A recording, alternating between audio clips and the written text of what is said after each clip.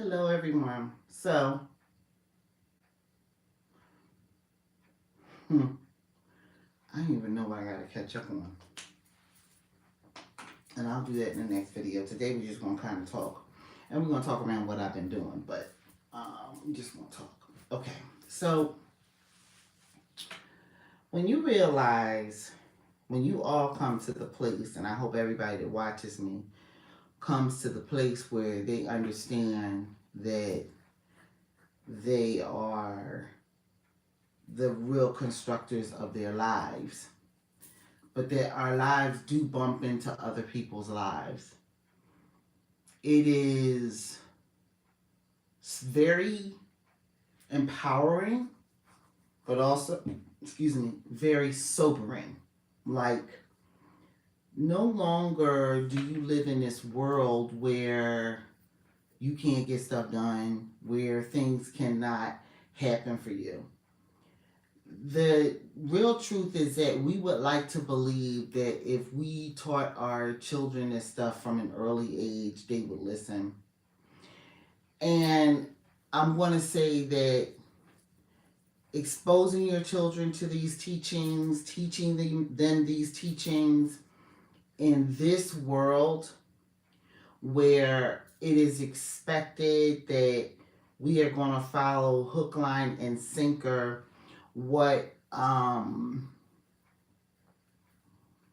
people say we're going to follow within regards to programs, within regards to being herded, within regards to being not just herded, but herded into a certain area, creating a funnel of type of income that has been happening for certain people on this planet for a very long time.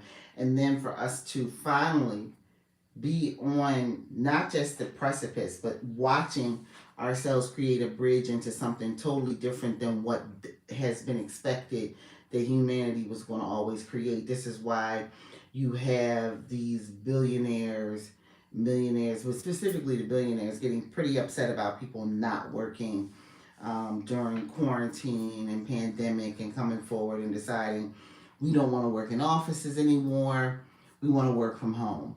Then them demanding that people go back to work. And a lot of people have gone back to work, but a lot of people have said, no, I'm going to figure this out a different way.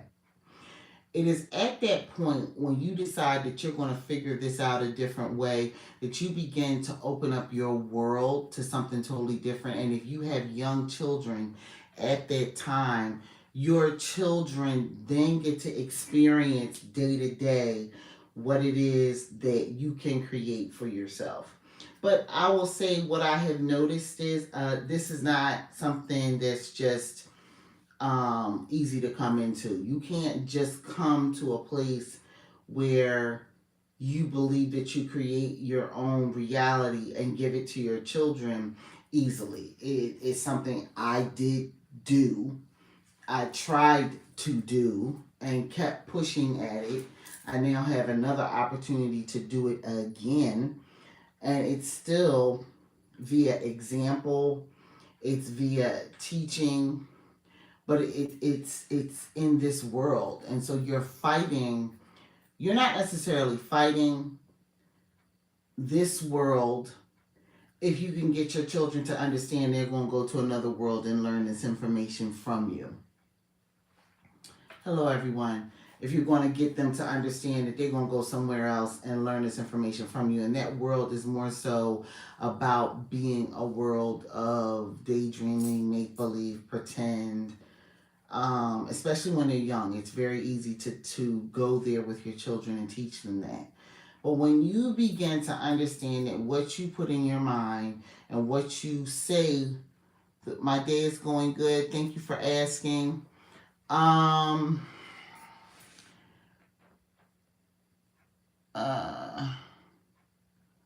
No, that's not what I want. What do I do? Yeah, we're not going to have that. I don't understand that. Like, what are you doing? Anyway, what is going to happen is you're going to get to a place where you literally are creating a lot of things, and you will put your energy on different things and see that stuff come to fruition very quickly. Yes, Star Fox 402. Thank you for stopping by. As I said, my day is going good. How's your day going? Hopefully, very good. Just remember that as your day goes forward, what you decide is going to happen is what's going to happen. Okay, so that is what I'm here to really kind of talk about. There's been so much going on, and in some areas where you're dealing with human beings, right? And they are what you would call, they're playing around in one reality. Good afternoon in some places, good morning in others to Tony Lasagna. So, um, be nice.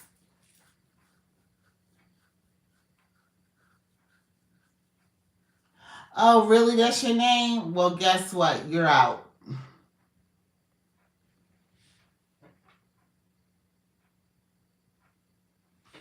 Man, all of y'all, for real.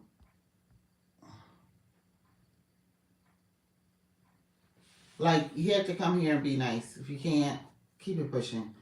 Um, I know we live in, in an arena where y'all trying to always pull people into your worlds, but that's not going to happen. That's not going to happen. So you're going to come into mine. And it's really important to understand that when you, and most of the time what happens is humanity is dealing with each other under one umbrella.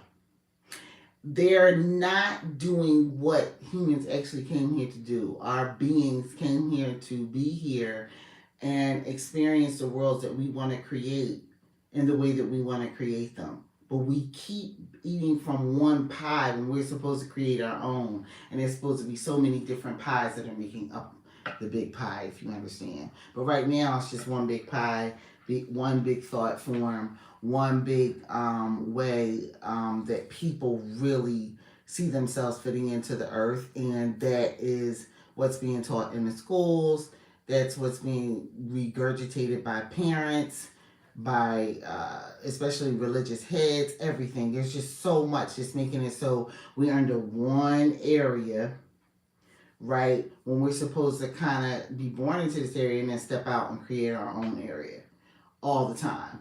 And even not step out, we're not supposed to be born, we're born. And we're supposed to move forward with our thought processes for ourselves. As children, we come here with the ability to live and pretend, the daydream, the make believe world, and everything, which we look at as immature and infantile, but it's actually the foundation, the landing pad, if you will, that is supposed to help you to create even more for your life. And when that is understood, it becomes a much easier process. But this isn't something that I could teach the whole world all at once. You understand? Like every single individual person has their own process. And this is why I'm always directing everybody back to astrology, because everybody has their own astrological chart. And if you have your own astrological chart, you should be looking into it fully. Everyone does, and it's something you must do. Extremely important. Real interesting people on here this morning or this afternoon. So at this point, it's extremely important that what people do is begin to question themselves or have a real deep talk with your subconscious. One of the best ways to do that right now is via AI. ChatGPT is very good for this, but I think other ones would be good for it too. The whole point is to ask question after question after question. And a lot of people go, oh, but that doesn't matter. It kind of does. It really does. And in saying that it does matter, it's important that you follow your path. And your path, as I'm going to continue to say here at this channel, is in your astrological chart. It's in there, straight up. The places where you look are your rising sign and the actual ascendant, which is the degree that your rising sign is marked for your process. That process, that ascendant has a degree to it, and the number of that degree, actually indicates a zodiac sign. So let's say that you are a rising Aries at a 5th degree. You're rising Aries, you're in Aries, Mars runs your life. It's a big part of it. But the sun is a huge part of it too, because the 5th degree is a Leo degree. You want to start to study this stuff, but it's not a hard study. You know these people in your life, and quite frankly, it's a part of what's riding with you. So if it's not a Leo degree, it's another degree of some other sign in the zodiac. You're going to go from there, look at what your moon sign is. Your moon is what hits your emotions all day, every day, and because it's the fastest moving planet in the zodiac, it opens up your emotions and your emotional process and your emotional responses and or lack of response daily throughout the day, every single day. Mercury is looked at as a fast moving planet, but it moves about every 3 weeks to a month, something like that. But it's not always retrograde. Most of the time it's moving forward. Venus moves at about the same pace of Mercury, maybe a little slower. So it's about once a month. Mars is slower than them. Jupiter is slower than them. You start looking at the planets and start to recognize that some of them, they call them generational because they get into a space and stay there for like 200 years or 100 years or whatever, right? Or 16 years or whatever. The moon, which is why I'm directing you to look at your moon placement, moves every 2 to 2.5 days, depending upon the placement. It is moving all the time. So it's taking, and it moves, when I say moves, it's moving through the constellations of the zodiac every single month. The whole circle. It's just going through, okay? And as a result, your emotions are being hit by the moon moving through different parts of the zodiac. Whether or not you believe it or not, it don't really matter. Some days you wake up, you happy. Some days you wake up and you on a bender and you ready to really jack some people up. Some days you wake up and you like, this is a day of blessings. Some days you wake up and say, please give me strength because I think I might kill my boss today.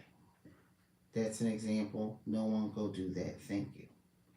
Some days you wake up and it's just like, this is a day to cook. Some days you wake up and you burning everything you could put your hands on as form of ingredients to put in a pot to make it. Okay?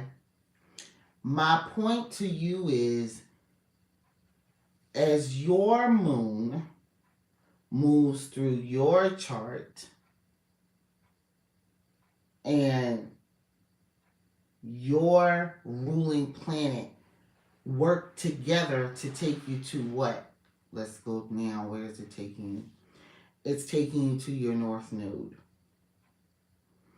Living it out the best that you possibly can. And everybody's north node is different.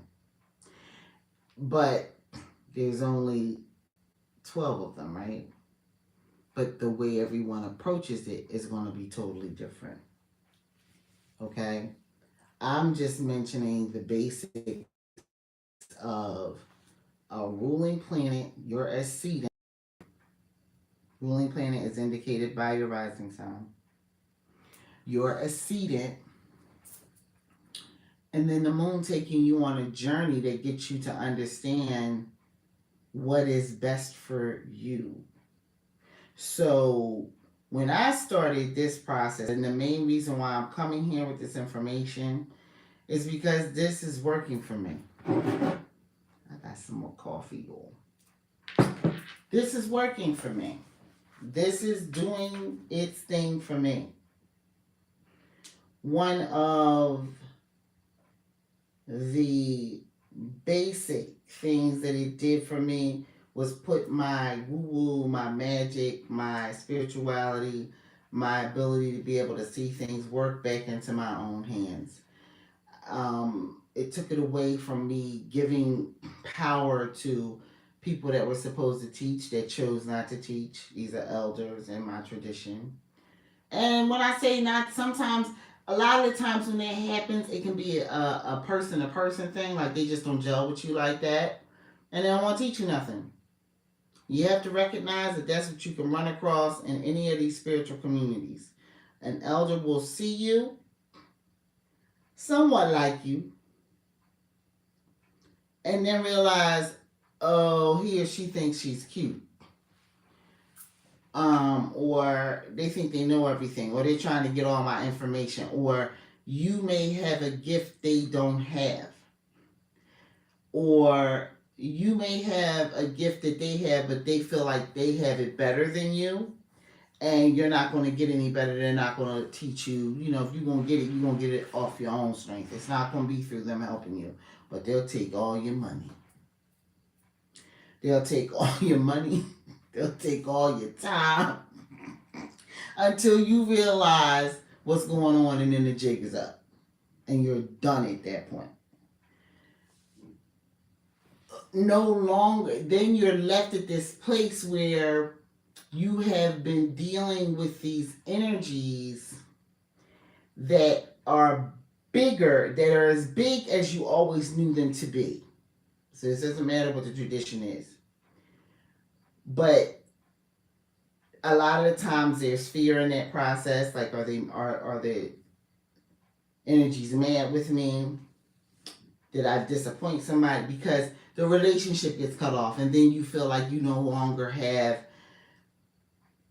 strengthened, appropriate, actual, good, pristine access to these traditions, because you, or to these beings and these traditions, because you think that you have to have it given to you via an elder. And if you want to learn that way, you do.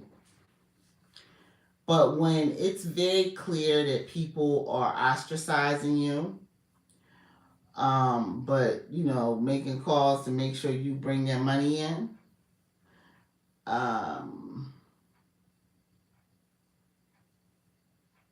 expecting to be able to put you back on that path when you've pulled off, but they don't like you. They don't like you. They don't like your smile. They don't like your voice. They don't like how you're built. They don't like how you talk. They don't like you. And so they've decided they'll just use you, but they're not going to teach you nothing. And they forget that they have told you at some point that an elder told them not to teach you, or whatever. At some point, once that relationship dissolves, the relationship with the beings, because this person no longer wants to deal with you, comes into question in your mind. You're like, well, is it real? You know, not, well, is it real, but how do I do this now? I no longer have this, not like, they're not going to, I don't have anyone to teach me the correct ways. There are a lot of different ways that people approach deities in different traditions. And that people want to say, oh, this is the correct way. This is how you do it. But ultimately, I remember an elder telling me sometime years ago, I was like, well, how do you do this? Again, here you go, right? Well, you got to figure that out for yourself because the way you do it may not be the way. But I'm asking you because we're initiated to the same deity here. Like, what can you help me? We're initiated to the same energy here. Can you help me with this process? Again, people not willing to teach. And so now the relationship with you and the energy, a lot of the time what people do is they leave that person and then they go find another person that they're hoping will teach them. And I'm here to tell you all now, you cannot do that. That is a waste of your time. If they don't want to teach you, they're not going to teach you. And you're pretty much going to run into that from person to person. And at that point, it's about you looking full blown into you. And it's not because you're blaming yourself. There's most likely something about you that makes you not necessarily off-putting, but makes it so it's clear there was nothing that they could really give you. And if they can't give you anything, what you doing? If you can't learn anything from them, and you just being looked at as a person that'll bring in money when money needs to come, what are you doing? Like, what are you doing? Because eventually, your true energies and the ones you're initiated to, you answer everything, gets to a point of like, we just gonna wait until he or she gets clear that this is not the path for them. This working with these people ain't it. And so what happens is you go from person to person to person to person, and you've been told, oh, you can't be a house hopper. You can't go from place to place. You get a bad reputation like that. But nobody's willing to kind of come out and put these elders on the spot and say no, but they got the bad reputation because they did da da da da da da, whatever it is. And there's so many of them in so many places, in so many traditions. They could look like me. They could look like people. They could look like somebody that's white. They could look like somebody that's Latino. They could look like somebody that is from wherever. Okay? And they all still jacking you up. And so now this relationship is gone. You don't know how to manage it anymore, but the energy is still there now and it's around you and it's pure. Because now it's just you and the energy. It's not you and this person who's been living according to these guidelines. And you've been doing it too, but now you've been eschewed. Nobody wants to be bothered with. And you like, Dad, what did I do? And then eventually you get to a place where you recognize, oh, I ain't do nothing. I ain't do nothing. I ain't do nothing. They just don't like me. Okay, well, sometimes people don't like people. What you doing? You want to live your life. It is at that point that you need to start to dig into yourself. Because yet again, here I come with the astrology. I swear to Swanee, your stuff is sitting right there looking at you. You're looking at yourself in the mirror all the time, and you came with a certain amount of makeup. You came with certain things. Good morning. Thank you for stopping by. Please stay. We're talking about the moon, astrology, and traditions and life moving forward. Please be kind. If you're not, you're blocked. Anyway, welcome. My point is that you look into yourself. You have to look into yourself because there's something very big, expansive about you. Everybody's got Jupiter in their chart. Everybody. So something about you is big. We don't know where. We don't know who. We don't know how yet. Right? But we know it's there. And if you just listen to me here, there are some things that make it so that your way of doing life is going to look different than the next person's, right? Part of that process is understanding it starts in your mind, in your imagination. Everything starts there, everywhere. This cup began there, the phone that I'm on, that I'm recording on began there, computer, the crystal, like this angel and angelite, right? Somebody carved that out. That's not a rough stone per se. You feel what I'm saying? But it begins there. Everything begins in someone's thought. That began in someone's thought. They were just like, oh, it's angelite. It's big enough. I can carve out this angel, right? Of which I have quite a few of these things, right? Because I just love them. And I bought it. And they decided that they were going to do that. And I guess enough people bought it because they're continually on the market. I see them pretty frequently. Everything begins in your mind. This began in somebody's mind. This is a whole brand. For those that recognize it, it's EOS, right? Good lip balm. I'm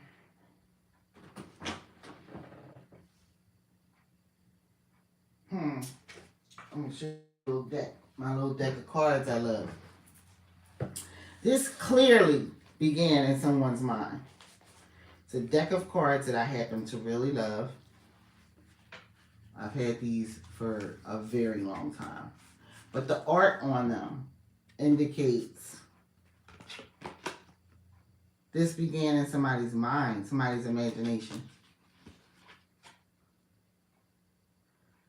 And now it's a whole 78 card deck of tarot. When I was doing this professionally, and I still love to do readings and stuff, but I don't do them I don't do them at that level anymore. Meaning that I don't charge people for readings anymore, and I don't do readings anymore. I'll show you how to do it for yourself for free. But I'm not going to do no readings. Because people have to step in and be themselves. But that came from creativity. I'm trying to think. There's something. Like even this. This is something so tchotchke, right? But I'll show you. Because I like them. I've used them. I wore them for a period of time this year. These fingernails, like these press-ons, they came from somebody's imagination. Everything in life comes from somebody's imagination. Everything you're doing comes from somebody's imagination. And if you want your life to be your own, then you gotta start working in your imagination. When you begin to look at I'm always in this astrology, when you look at the chart, your natal chart, when you were born, and then you put that right on top of what's transiting right now, you can begin to unlock some keys for yourself. I love to go and listen to all types of astrologers. But when they get extremely opinionated about things and can't see that things can move around just like human beings can, I pay them no mind. Like take for instance this, money houses are not a thing. They may look like a thing because it may apply to quite a few people, and they may see things sitting in there, and they could be drawing the type of people that have the type of houses in their chart that are set up for that thing to come through like that, right? But there was a young lady, I can't think of her name, it might be Dejanay or something like that, who said, this is over at TikTok, if you need help, I can look into your second house, and your 8th house, and we can find out how to bring money for you. Now, that generally is not considered a money house. It really isn't. But it depends on what placements are sitting there. And it depends on if there are no placements sitting there. It depends on what's aspecting that house. It depends on a lot of that stuff. There was another astrologer that came out against her. It was like, you don't know what you're talking about. And I was like, She was like, the money houses are 2, 6, and 10. And I was like, the money houses are not for me. They're not. No, they're not. My second house is completely empty. My sixth house it has a generational process in it. It is about the day to day. And then my 10th house is where I shine, right? But my luck and the expansion of such said luck is sitting in the 8th house. And it bounces off of other things. I see it all the time. To completely negate that, it could have had that same energy, those same placements at the same degrees, could have been in the 9th house. It could have been in the 10th. It could have been in the 11th house. The 11th house means I would have been moving like gangbusters. Hello. Moving like gangbusters across social media. Right? But that's not how it happened. That's not mine. Mine is a little bit more like, wow, oh, okay, then you have to actually do this, move over here, alley-oop and swoop and da-da-da-da-da, and up and land, and then there it is, right? I saw some things, like take for instance when it comes to Lilith, which is, it aspects itself, it tells a story. Like I have Lilith sitting in the 8th house, but Lilith has so many things that it talks to and talks through. It's not just Lilith. Like there are, I think, 3 different things or 4 different things with Lilith. And my Lilith was sitting in the 6th house and the 8th house. There were different ones that were sitting in different places. And essentially they were saying, yo, this is what's happening here. This is that type of energy you can get from people that see you and they wonder how you have what you have in that 6th house. It's sitting right there, looking right at me. And I'm telling you, I remember sitting across the table from this man who was the husband of one of my coworkers. And this man, he swings a lot of money all day, like millions of dollars all day. He works in the financial industry. And he was very like, what is she? What is this woman? Right? This is how he was always with me. If he saw me, he was, what are you?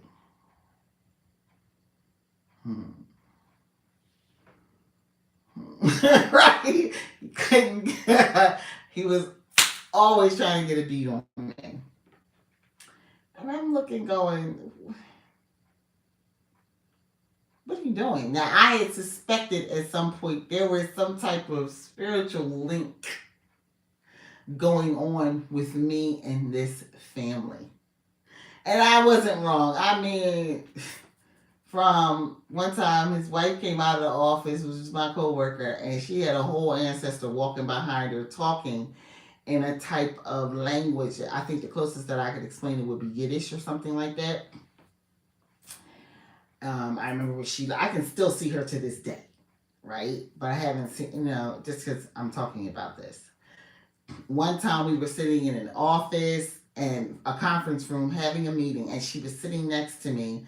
And, not right next to me, I think maybe a table or like, not a table, like a chair over or something on this really long table we used to sit at. And all of a sudden I'm hearing voices, right? And I'm hearing somebody say their name and everything. And I decided to start writing. So I like automatic writing so I could see what the freak, what am I hearing here? Like, why am I hearing this in this meeting?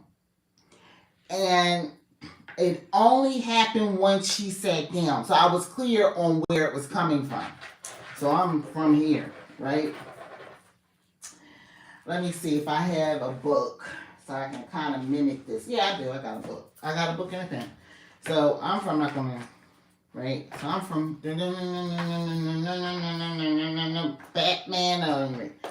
I'm writing. And I kind of get this man's name. And I'm like,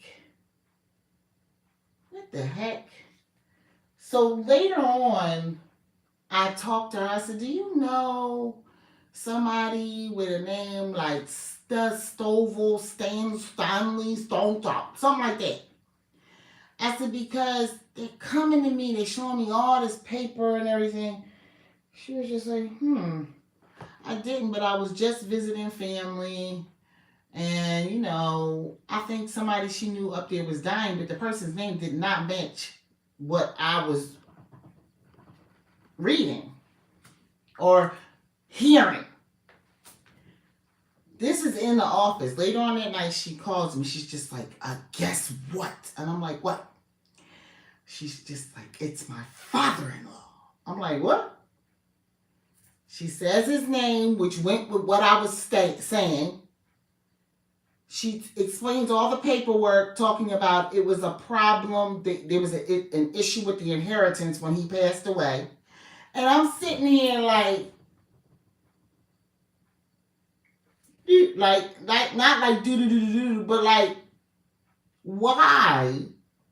Like, she and I were not linked in no spiritual way. We were not people that were going to sit down and talk from the standpoint of spirit. She was very devout in her tradition and her religion. I mean, very devout. We knew, like yesterday was Rosh Hashanah. I know, right? Like, she popped into my mind yesterday. I said, "Oh, I know them popped her out. I know." Like, she had this whole system where she would switch over her whole house, getting ready for that holiday. And I was like, "Wow, that's deep, right?" Later on, I had this very, very big dream of a wedding and all this stuff and a reception and everybody being dressed, me and my like weddings converging and all that kind of stuff. And so I told her, I was like, yo, I had a dream about you and your kids last night and your daughter, like one of them's getting married or something like that. And she was just like, oh my God, Amira, you know, you might really be on to something there. And I was just like, I don't know, but I'm just letting you know I had that dream. And from that dream, I might have talked to her Wednesday or Thursday. And I think I might have been off that Friday. So I wasn't in the office. And then she sends out this big announcement on Sunday saying, "Oh my God, my daughter just got engaged," and she sends it because it was a group me. She sends under the group me, "Amira, again, here you go, boom." And I was like, I don't know, I did not understand that connection, right? I was like, why am I connected to these? And there were other people in the office.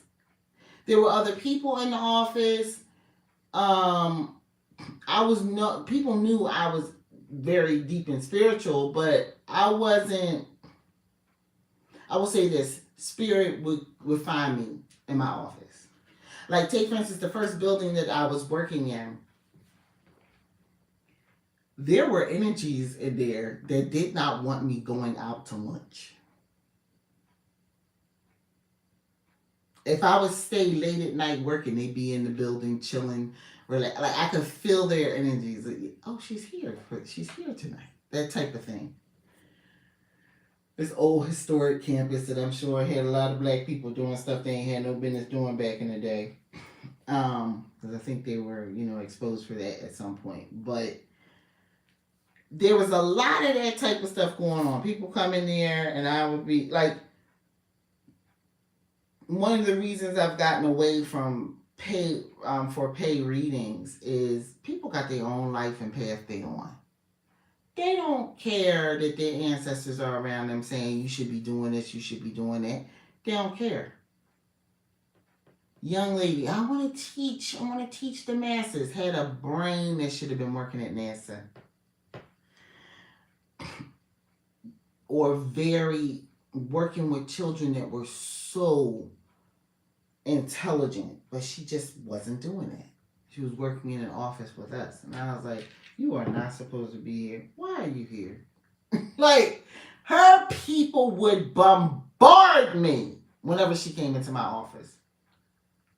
And she left maybe about 6 or 7 months after that or something. I can't remember why she was there, but she left. Got a job offer somewhere else. But that was her and this other coworker. You see what I'm saying? And it wasn't everybody. It was her and this other coworker. Spirit can be very finicky. But part of my process as a person who's a rising Cancer, so the moon moves me all the time. That's why I created the digital product I did. The moon moved me. Because tracking the moon and my processes, I'm trying to think, let me see, do I have some in here? Yeah, I do. I have some in this journal. Tracking the moon and my processes has allowed me, like, certain things are like vault written in stone, things that just boom. But when I say not necessarily vault, but just processes for me, and I will put this to the world. You should track your moon and look at when cataclysmic things happened in your life.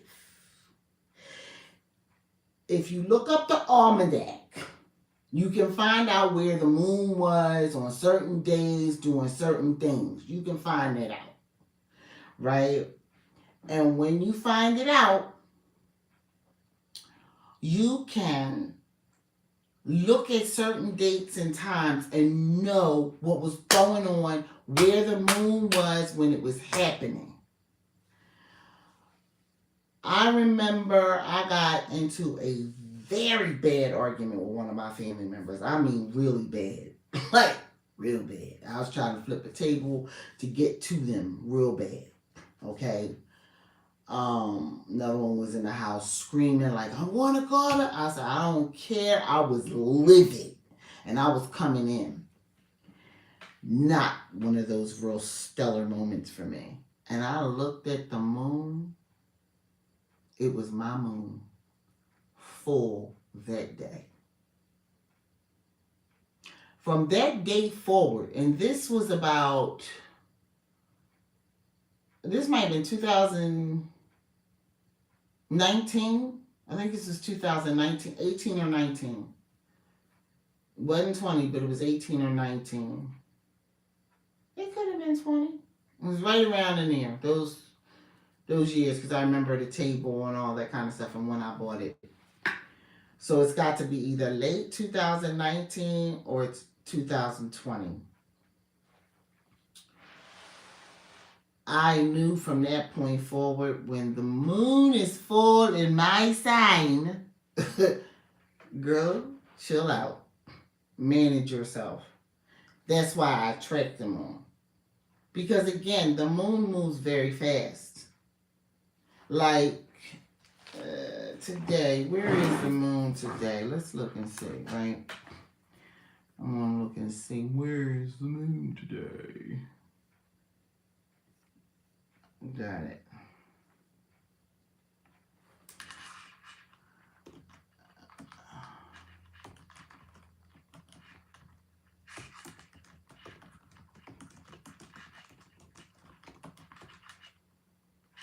Okay, where is the moon today? So I like to go to this link, JessicaAdams.com, to look at current planetary placements daily, right?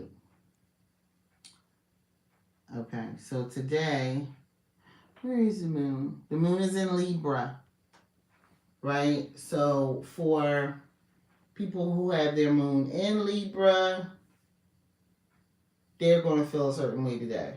But for those, like, this is what I've begun to kind of put out there. Like I said, you take your planetary, your natal chart with the planets and put it on top of the way it looks today as far as the transits.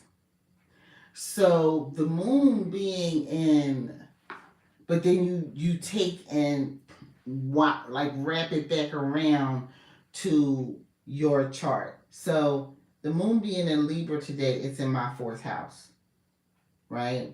That's a very mothering, beautiful process for me, right? So that is also beautifying a home, beautifying the relationships in a home, because it's Libra sitting in the 4th house and the moon is in there today. So you want to watch emotions for that day. You want to be, like, I want to be specifically very cognizant of how I support people, specifically because I'm a mom and I'm a grandmother. I'm going to do that thing, right? Maybe even beautify, maybe even do a super cleaning of some specific place today, right? Or take care of something in the home that needs to be taken care of. Because the 4th house is like, it's your home, it's your family, it's your mother, your father. Like, you might want to balance out the energy of, say, take for instance, I've just reconnected with my father after not talking to him for a couple years. Not because, like, he was mad with me, but I'm not mad. I wasn't mad with him. But he wanted, the last time we had talked, he wanted to be in this energy of just being completely angry with me over something I had done. But it wasn't anything that I could undo, so to speak, because the process is balancing, for me, balancing out that energy of the 4th house. You can't take and use your energy to browbeat me because I don't call you all the time when you are going through dangerous hurricanes that could be coming to your area because you've moved to an area where hurricanes are, right? And you never call to ever ask me how I'm doing. Not really. Like, you might want to, oh, well, how's this? Or you call when somebody dies, but I don't hear from you, really. And then add to that any of the human customs that are on this planet you say for your friends, you've never visited those upon me.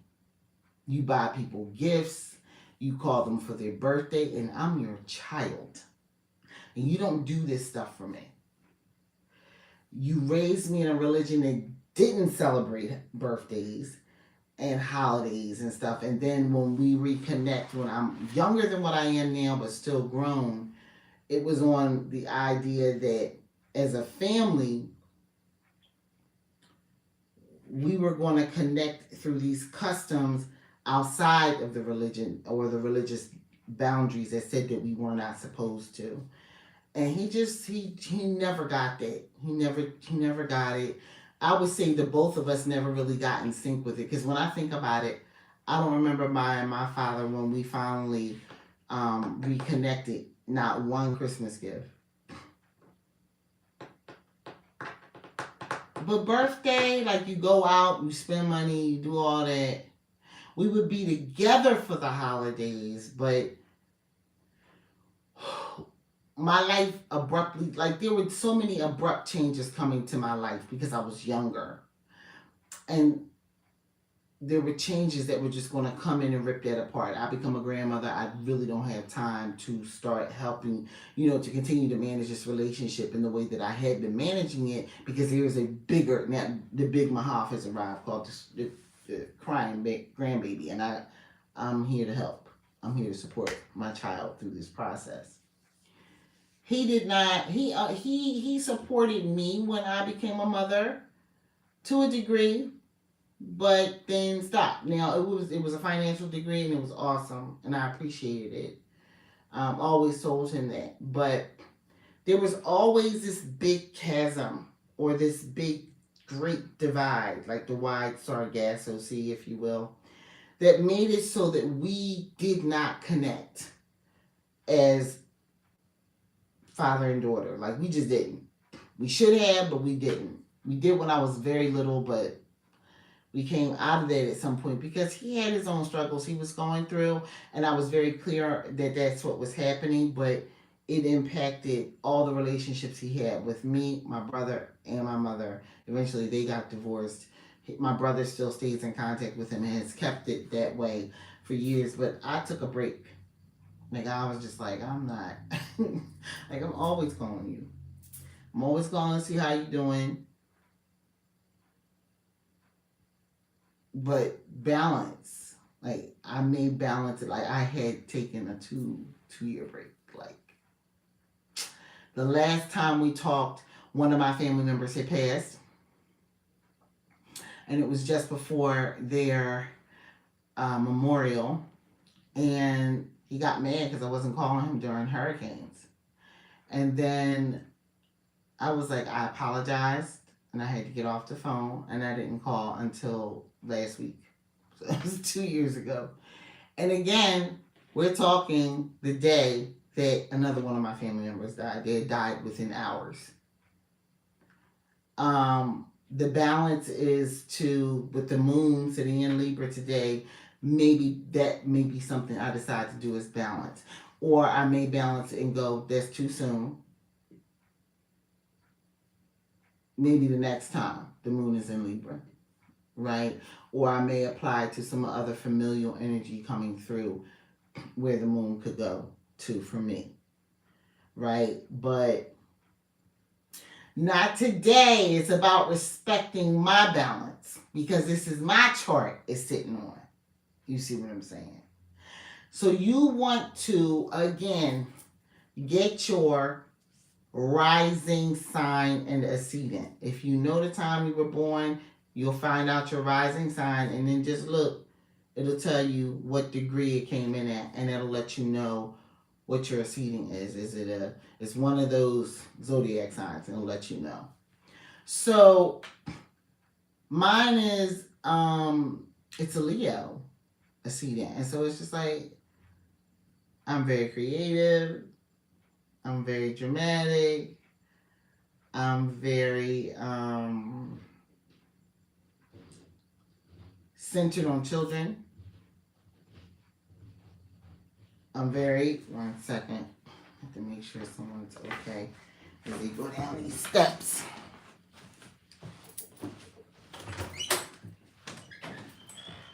Oh, okay, come on. Because be careful going down them steps, they're still wet. I'm live though. Oh man, I was getting ready to tell you something. Well, I'm getting ready to get off soon. So. You want to look at your rising sign, your ascendant, and your moon, but also see where the moon is transiting today. And how can you apply your moon qualities to what's going on in the moon, where and the placement that it's in today. This is a little bit more in depth than that, but at the end of the day, that's what you gotta do.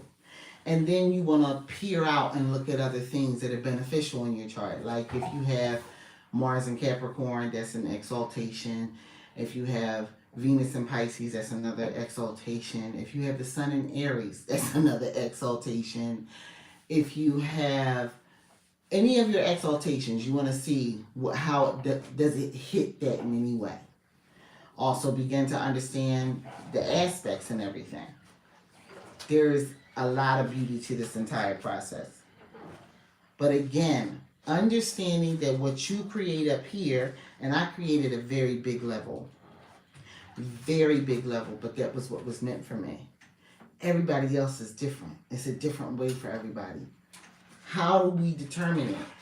Like my moon is sitting in the creative house. Hey, thank you. My moon is sitting in the creative house, but it's my moon.